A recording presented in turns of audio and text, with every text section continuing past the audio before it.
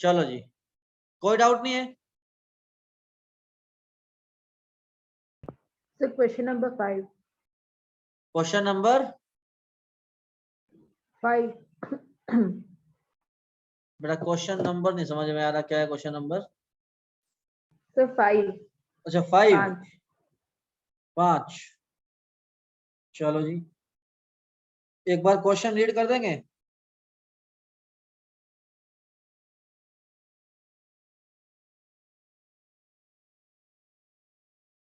अरे बता दो यार।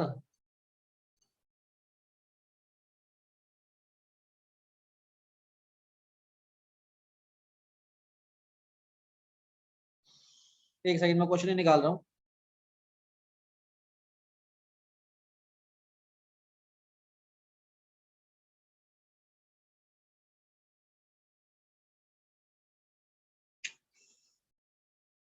बड़ा समय ले रही है यार ये।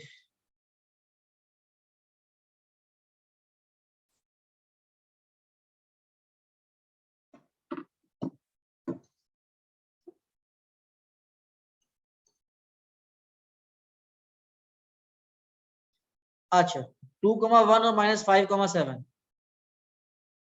यही क्वेश्चन है ना? Yes sir. देखो जी, आपके पास दो पॉइंट्स दिए गए हैं, एक पॉइंट ए है, एक पॉइंट बी है। ए है 2,1 और बी है होपफुली -5,7। अब उसने कहा कि जब आप ए को बी से ज्वाइन करते हैं तो उस वेक्टर का वेक्टर कंपोनेंट निकालना है और स्केलर कंपोनेंट निकालना है। बेसिकली वेक्टर ए भी निकालना है यार। तो वेक्टर ए बी जो है कितना आ जाएगा, -5 ओके -2 सर। -7 आई कैप और 7 -1 6 जे कैप। तो ये वेक्टर आ गया।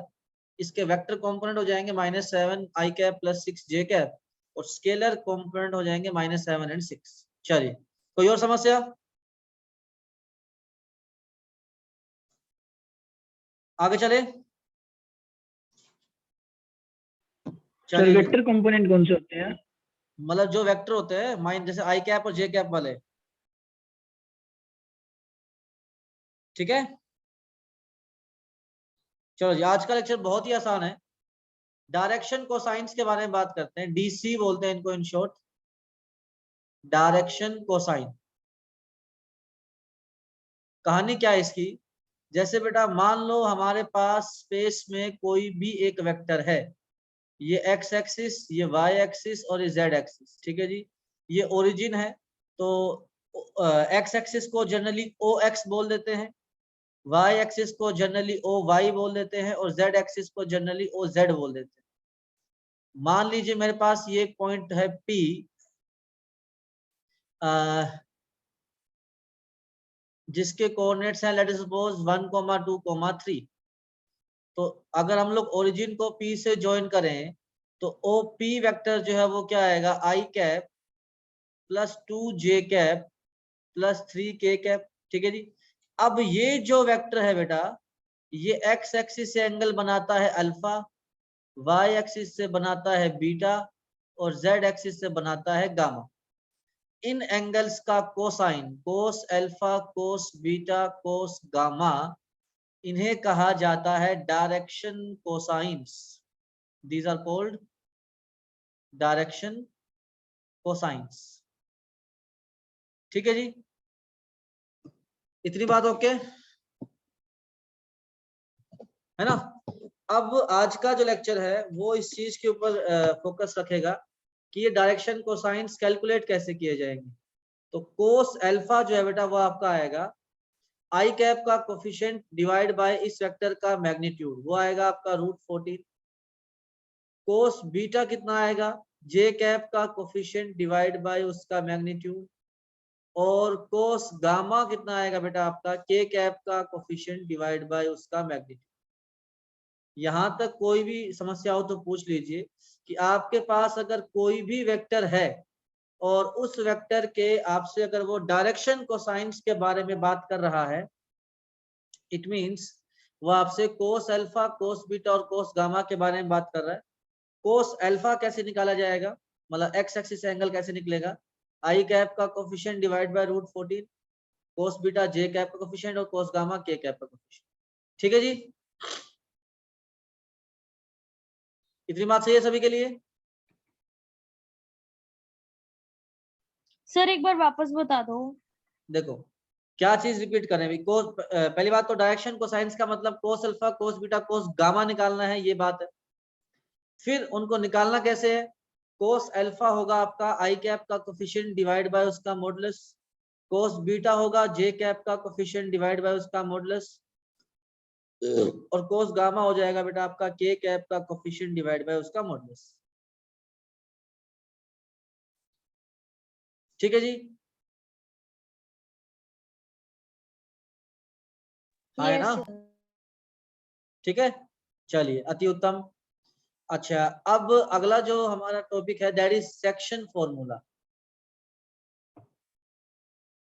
सेक्शन फॉर्मूला हमें क्या कहता है कि मान लीजिए कि हमारे पास ये दो पॉइंट्स है ए और बी, इनके पोजीशन वेक्टर्स है मान लो 1, 2, 3, -3, -4, -1, लेट अस सपोज, ठीक है जी। और इनको किसी पॉइंट सी ने मान लीजिए 1:2 में डिवाइड किया है इंटरनली, ठीक है। पहला जो हम लोग डिस्कस कर रहे हैं concept that is for internal division. तो C के कोऑर्डिनेट्स क्या आ जाएंगे सेक्शन फॉर्मूला से, 1 × -3 कितना आ जाएगा -3, और 2 × 1 तो +2 डिवाइड बाय 1 + 2।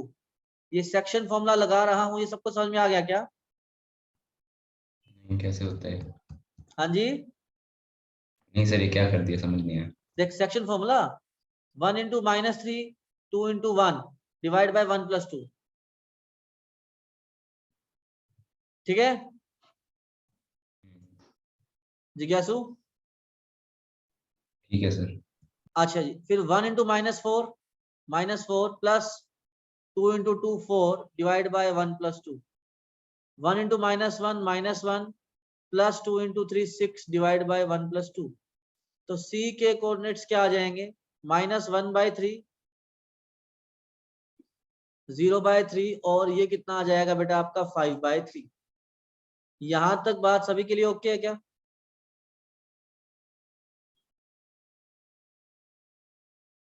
अगर आपको कोई पॉइंट दिया हो जो किन्हीं दो पॉइंट को इंटरनली किसी रेशियो में डिवाइड करता है, तो उस पॉइंट के कोऑर्डिनेट सेक्शन फॉर्मूला की हेल्प से आ जाएंगे।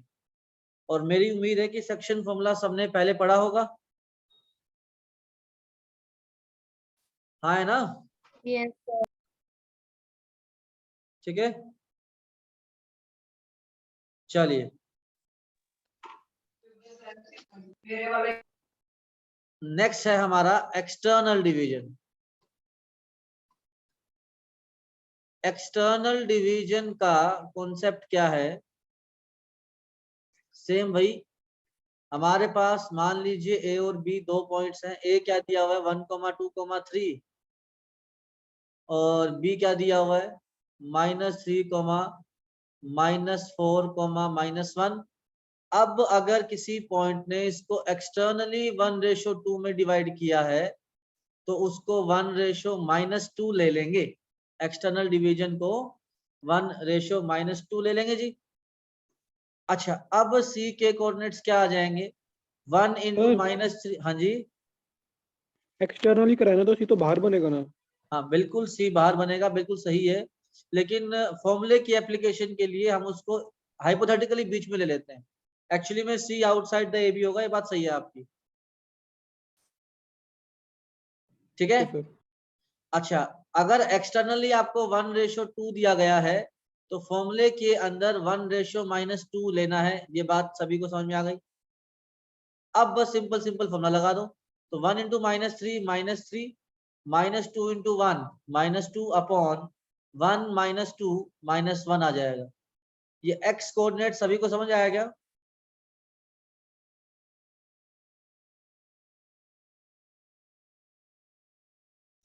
कोई डाउट किसी को?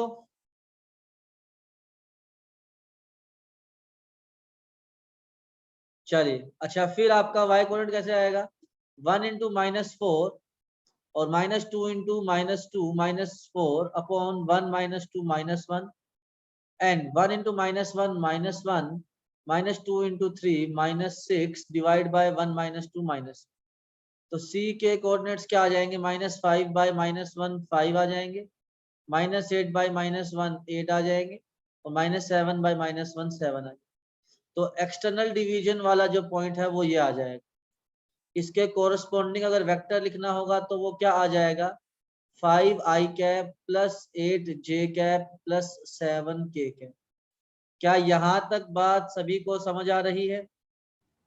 सर हाँ जी, सर आपने इसमें 1:-2 लिया है, तो अगर हाँ, इसे हाँ। मैं -1:2 ले लूँ तो एक ही नहीं बात नहीं है। नहीं नहीं नहीं नहीं, उससे गलत आएगा। 1:-2 ही लेना है।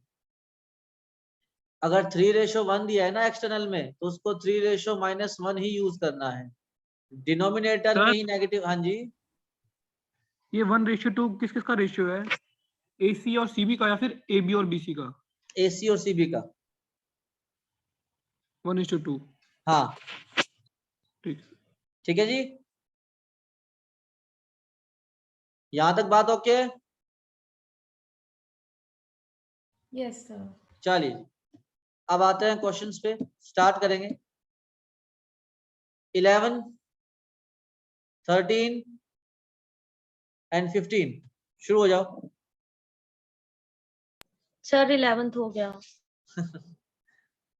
ठीक है, आसान सवाल है।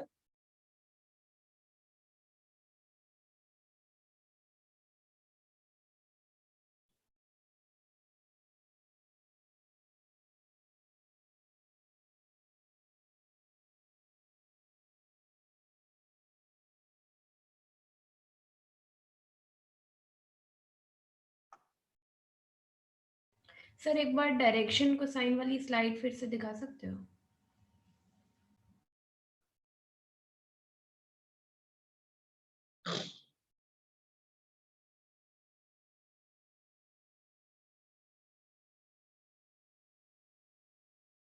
सर सर कोऑर्डिनेट इसमें A to B बोला तो हम A minus B करेंगे। नहीं, B-A करेंगे। सर कोऑर्डिनेट प्रूव करने के लिए क्या करना होता है? अगर कोई भी दो वेक्टर कोलिनियर हैं तो उनकी डायरेक्शन सेम रहेगी। दो वेक्टर कोलिनियर का मतलब क्या हो गया? एक ऐसा है और दूसरा ऐसा है, इट मीन्स कि इनकी डायरेक्शन सेम है। अब कोई भी दो वेक्टर की डायरेक्शन सेम कैसे होती है? उनके कोफिशिएंट्स का रेशियो सेम रहता है जी, सही बात है। सर उससे तो पैरेलल भी हो सकते हैं ना? हाँ बिल्कुल बेटा, पैरेलल वेक्टर और कोलिनियर वेक्टर सेम होते हैं। Okay sir. हाँ भी 11 स्टार्ट करें। सर कैसे 11 सेम होते हैं सर? पैरेलल कोलिनियर में तो फर्क है सर। अरे फर्क तो होता है, लेकिन वेक्टर्स के केस में क्योंकि वेक्टर्स फ्री होते हैं ना, जैसे कि अगर आपके पास एक वेक्टर यहाँ पे है और एक वेक्टर यहाँ पे है, तो इसको मैं पैरेलली शिफ्ट करके यहाँ लेके आ सकता हूँ। ये फ्री वेक्टर्स है ना, समझे? एक वेक्टर दिया हुआ है 2i - 3j + 4k। अच्छा जी, तो सर उसके मैग्नीट्यूड में फर्क नहीं पड़ेगा? नहीं बेटा, मैं उसको पैरेलली शिफ्ट कर रहा हूँ ना, उसको मैंने बड़ा या छोटा तो किया ही नहीं है।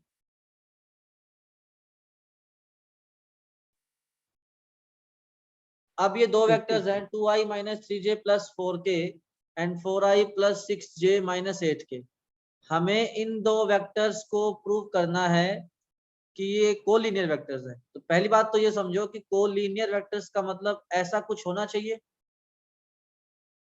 ऐसा कुछ होने के लिए मैंने कहा कि इनकी डायरेक्शन सेम हो गई, और कोई भी दो वेक्टर्स की डायरेक्शन अगर सेम है तो उसके पीछे मैंने कल ही बात की थी कि वो कैसे प्रूव होता है कि उनके आई कैप का कोफिशिएंट, जे कैप का कोफिशिएंट और के कैप का कोफिशिएंट ये रेशियो सेम रहेगा।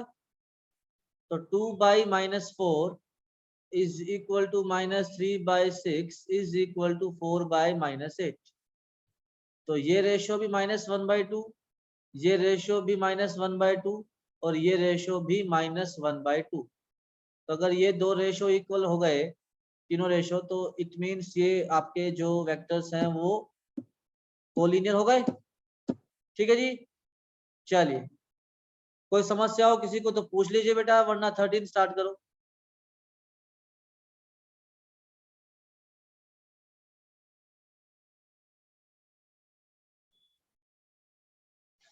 आज अच्छा ठीक है, आज वो नहीं आया, अभी विनय नहीं आया, क्या बात? नहीं सर, आज उसने स्कूल की भी नहीं लगाई। अच्छा,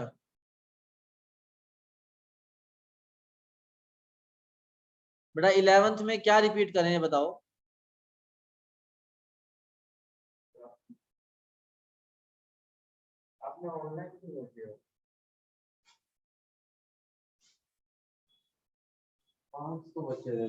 अरे यार थोड़ी स्ट्रिक्टनेस ज्यादा हो रखी है। तो कोई भी नहीं है। देखो बेटा, दिया ये दो वेक्टर दिए गए हैं आपको, ए और बी। हमें ये प्रूव करना है कि ये दोनों वेक्टर पैरेलल है या कोलिनियर है। तो कोलिनियर होने का मतलब ये होता है, ये बात समझ में आ गई?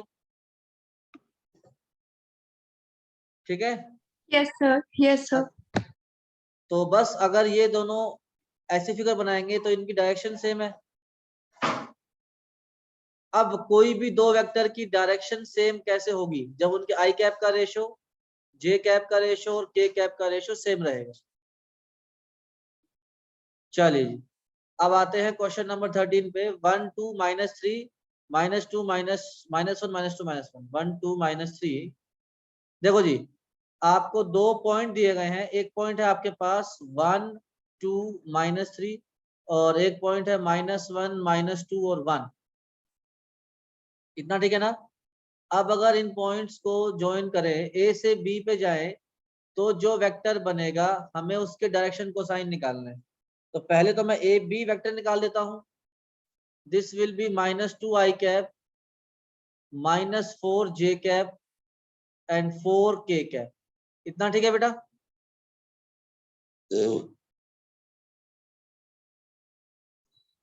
अब कोस अल्फा कितना आ जाएगा? -2 divide by square root of 2 का स्क्वायर 4, 4 का स्क्वायर 16, 4 का स्क्वायर 16। तो ये तो बड़ा सुंदर आ गया यार। -1/3।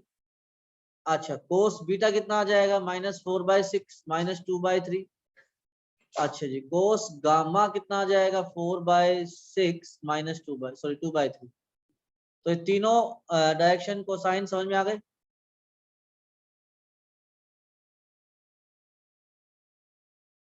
हाँ है ना?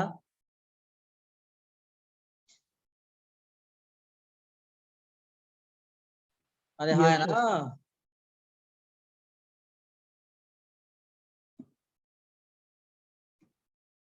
समझ में आ गए क्या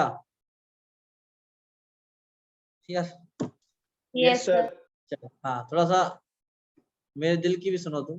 15 करें अब। 15 सवाल अच्छा है।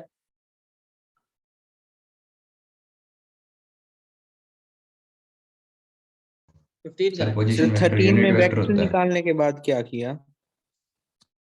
बेटा डायरेक्शन को साइन निकाल लिए ना, ये वेक्टर आ गया।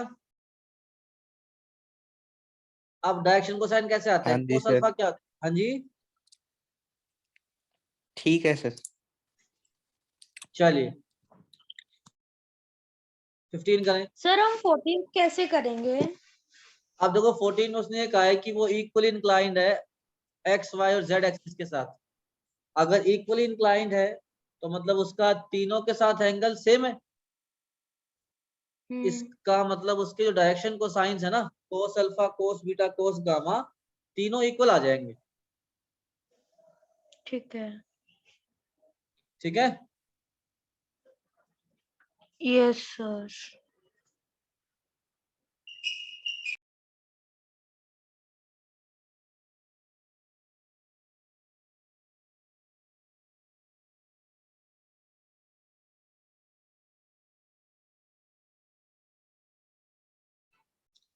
चलिए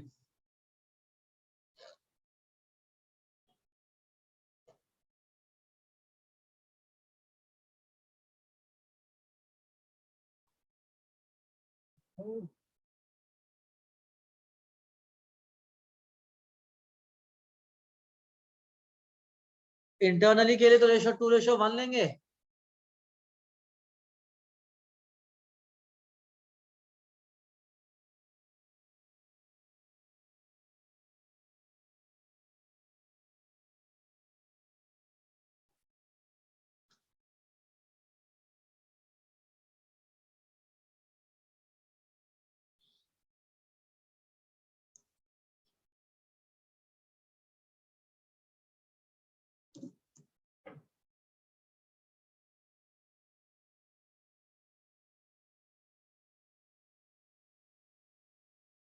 I2j माइनस के।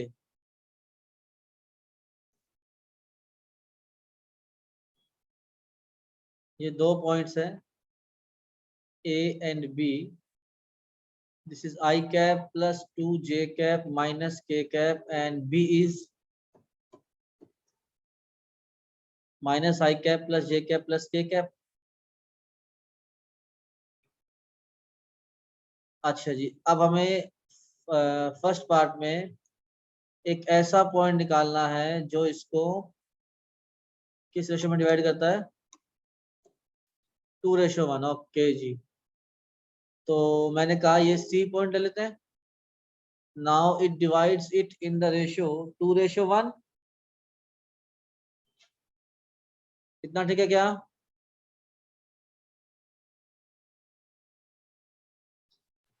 Yes sir. सबने लगा दिया इंटरनल डिवीजन का फॉर्मूला? Yes sir. तो C वेक्टर हमारा क्या आएगा जी, 2 × -1 तो -2 प्लस 1 × 1 बाय 1 + 2 3, 2 × 1 2 और 1 × 2 2 बाय 3, 2 × 1 2 और 1 × -1 बाय 3। तो C के कोऑर्डिनेट्स क्या आ जाएंगे, -1/3, 4/3, 1/3। This is for the internal division. इसमें कोई डाउट है किसी को तो पूछ लीजिएगा। A आपको दिया गया है I cap plus 2j cap और माइनस k कैप। B दिया हुआ है -I cap plus j cap plus k cap. अगर आपको एक्सटर्नल डिवीजन दिया गया है तो वो होगा 2:-1। यहां तक कोई समस्या?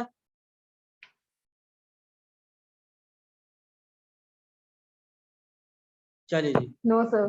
चलिए C वेक्टर क्या बन जाएगा आपका, -2 -1 अपॉन 2 - 1 1, 2 -2 अपॉन 1, 2 और माइनस प्लस 1 अपॉन 1। तो यहां से जो C वेक्टर आएगा वो आएगा -3, 0, 3। क्या ये बात सभी को सर समझ आई आ कैप भी गया? लगेगा ना इनके आगे? क्या? Sir I cap J cap नहीं लगेगा इनके आगे? हाँ ऑब्वियसली, मतलब मैं अभी ठीक है, अगर वेक्टर लिखेंगे तो I कैप J कैप के का बिल्कुल लिखेंगे। तो आपका C वेक्टर फाइनली बन जाएगा -3 I कैप, J कैप तो हट गया, प्लस 3 K कैप। इतना ठीक है जी? सर यस हाँ जी, अगर इधर एक और पॉइंट दे दे तो उसकी रिस्पेक्ट में भी निकल जाएगा क्या C वेक्टर? एक और पॉइंट दे दे, मतलब जैसे D दे दिया, अब क्या निकालना है? तो वन तो CD वेक्टर निकल जाएगा क्या फिर इस केस में जब एक्सटेंड मतलब डिवाइड होता है? हाँ वो तो किन्हीं भी 2 पॉइंट के पीछे पूछ सकता है, ऐसी खास बात थोड़ी है। ठीक है जी, ओके सर। चलिए अब आगे चलते हैं। क्वेश्चन नंबर 17 करो और क्वेश्चन नंबर 18 करो। सर 17 होगा कैसे? वो सोचो जरा। भाई सोच। देखो आपको ये कहा गया है कि 3 पॉइंट्स है A B C जिनके पोजीशन वेक्टर्स दिए गए हैं आपको। अच्छा जी, मैं एक बार फिगर बना लेता हूँ। सर हाँ जी, इसमें ना पाइथागोरस से हो जाएगा ना सर? AB हाँ BC जी, हाँ और बिल्कुल C बिल्कुल, वेक्टर पाइथागोरस से ही करना है। बोल बोल पुनीत, क्या बोल रहे थे? कि तीनों वेक्टर निकाल के फिर मैग्नीट्यूड में पाइथागोरस थ्योरम से हो जाए। यस बिल्कुल। समझ में आया रिया जी क्या कहा पुनीत ने? Yes sir.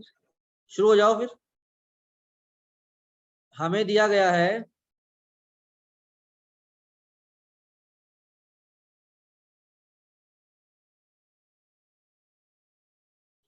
कहाँ है, आ जाइए ना, कि आपके पास 3 पॉइंट्स हैं ए बी और सी। ए बी एंड सी। ए का पोजीशन वेक्टर है 3 -4 -4, 3 -4 -4। बी क्या दिया हुआ है बेटा आपका 2 -1 1। सी क्या दिया हुआ है 1 -3 एंड -5। ठीक है बेटा जी। अब क्वेश्चन ने आपसे पूछा है कि ये चेक करो कि ये एक राइट एंगल ट्रायंगल है या नहीं है। तो मैं क्या करूंगा, मैं 3 वेक्टर निकालता हूं। मैंने कहा एक तो ए बी निकाल लो, एक आपका ए सी निकाल लो, और एक आपका बी सी निकाल लो। ये 3 वेक्टर निकल सकते हैं बड़े आराम से। ए बी वेक्टर क्या आएगा आपका, ए बी वेक्टर आएगा 2 -3 -i cap -1 +4 +3 j cap 1 +4 5 k cap. A C क्या आएगा 1 -3 -2 i cap -3 +4 j cap -5 +4 k cap. B C vector क्या आएगा 1 -2 -i कैप -2 j कैप और -6 k कैप। ये तीनों वेक्टर लिखे हैं मैंने। इसमें कोई डाउट है किसी को तो पूछो बेटा कि सर ये क्या कर दिया।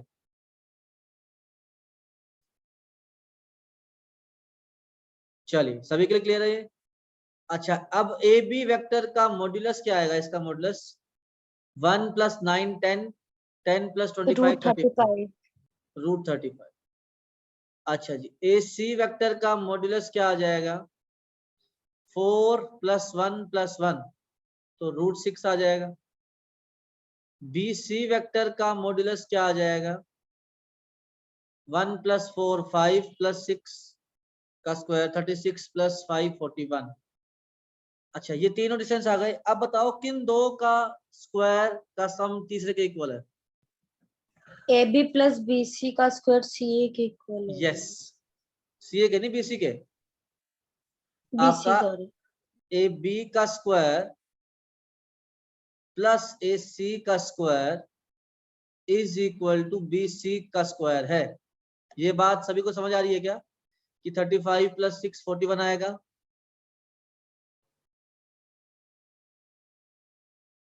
हाँ है ना,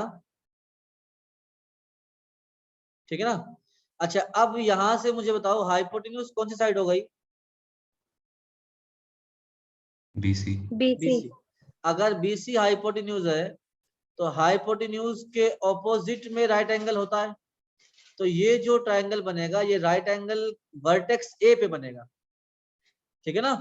तो वो पूछ सकता है कि right angle triangle at which vertex, it is right angle at triangle vertex A. Sir हाँ जी ये जो आपने वेक्टर निकाले हैं इसके बिना भी अगर सिर्फ जो स्मॉल ए वेक्टर दिया हुआ है बुक हाँ। उसका करा था तो भी आंसर सेम आ रहा है। नहीं वो तेरा बाय चांस सही आ गया, वो that is not the right way, क्योंकि उसने पोजीशन वेक्टर दिया हुआ है ना। तो आपको ए पॉइंट दिया हुआ है, हमें तो ए बी साइड निकालनी पड़ेगी, ए बी वेक्टर निकालना पड़ेगा, ए सी निकालना पड़ेगा और बी सी निकालना पड़ेगा। वो तेरा बाय चांस सही आ गया, लॉजिकली वो गलत है।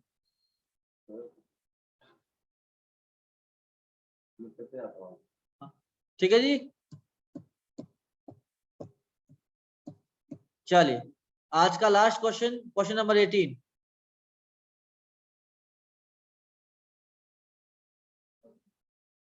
जाना है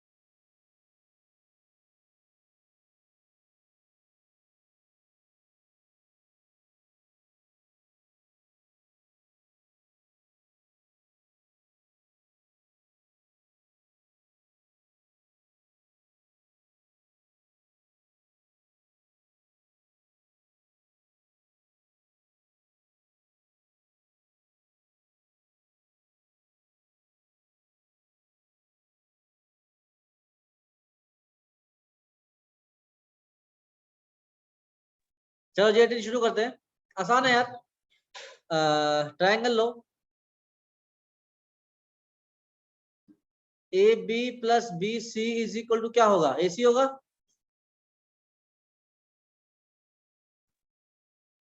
ये क्यों समझ में सर? आया क्या? क्यों? डिस्प्लेसमेंट समझ लो, देखो ए से बी गए, बी से सी गए, is as good as A से सी गए। तो सर इक्वल कैसे हुआ?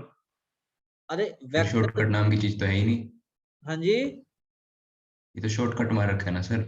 निशा सुनो सुनो सुनो, मतलब वेक्टर सर? की, हाँ जी, इसमें डिस्प्लेसमेंट का कॉन्सेप्ट लगेगा। यस, ये डिस्प्लेसमेंट का कॉन्सेप्ट है। मतलब आप ये समझ लो ना कि ये एक ए बी वेक्टर है और ये बी सी है, that is as good as A C. ठीक है जी, आपका ए बी वेक्टर जो है, अच्छा इसको यूं समझ लो आप, ए बी वेक्टर को बी माइनस ए लिख सकते हैं ना, बी सी वेक्टर को सी माइनस बी लिख सकते हैं। ये समझ में आ रहा है क्या सभी को? क्योंकि ए बी निकालते ही ऐसे हैं। Yes sir. बेटा आदित्य आपकी बात सही है, मैं कब कह रहा हूं कि ए बी की लेंथ प्लस बी सी की length is equal to A सी की लेंथ के इक्वल होगी, नहीं, ऐसा नहीं कहा मैंने। अब आपको, अब आप इसको ना इस तरीके समझो, समझो जिससे मैं समझा रहा हूँ। ए बी को ये लिख सकते हैं और बी सी को ये लिख सकते हैं, यहां तक गेम ओके है क्या? अच्छा, अब बी से बी कैंसिल हो गया, तो आपका क्या बचेगा, माइनस ए वेक्टर प्लस सी वेक्टर। तो ये बेसिकली सी माइनस ए, इसी को ही तो ए सी वेक्टर लिखा जाता है। आ रही है बात समझ? सर ये मैं Yes, वेक्टर sir. केस में ट्रू है, मैग्नीट्यूड वाले में नहीं होगा। हाँ ऑब्वियसली मैंने वेक्टर लिखे है, मैंने इनका मोड थोड़ी लिया है।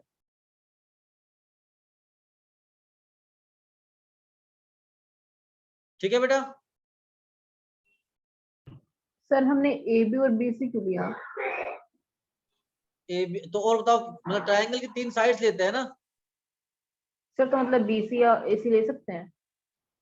आप अगर आप चाहोगे बी सी प्लस ए सी, तो वो बी ए के इक्वल आएगा, हाँ वो ले सकते हैं।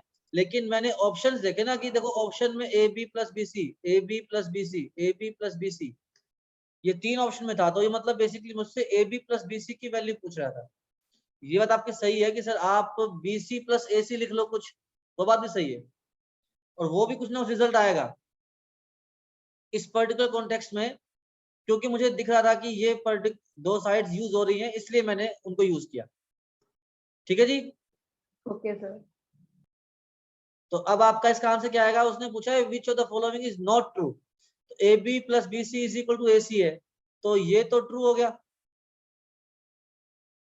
अच्छा A B plus B C, ये तो दोनों सेम ही लिखे हुए हैं, बी और सी तो, और ए भी सेम लिखा हुआ है क्योंकि माइनस ए सी सी ए हो जाएगा, और ये भी सेम ही लिखा हुआ है, तो कुछ मिसप्रिंट है इसके अंदर। ठीक है जी, जो मैंने कॉन्सेप्ट बताया वो सही है क्या? लेस देन 1 मिनट रह गया है, होमवर्क क्या रहेगा? बोलो बोलो। एक्सरसाइज 10.2 कंप्लीट करनी है, कल 10.3 स्टार्ट करेंगे। ठीक है, सारे एग्जाम्पल एनसीईआरटी के और सारे क्वेश्चन कर लीजिएगा। 19 तक जो डाउट्स होंगे वो डिस्कस करेंगे, फिर आगे बात करेंगे। हाँ जी, अब बताओ क्या कह रहे थे आप? Option D.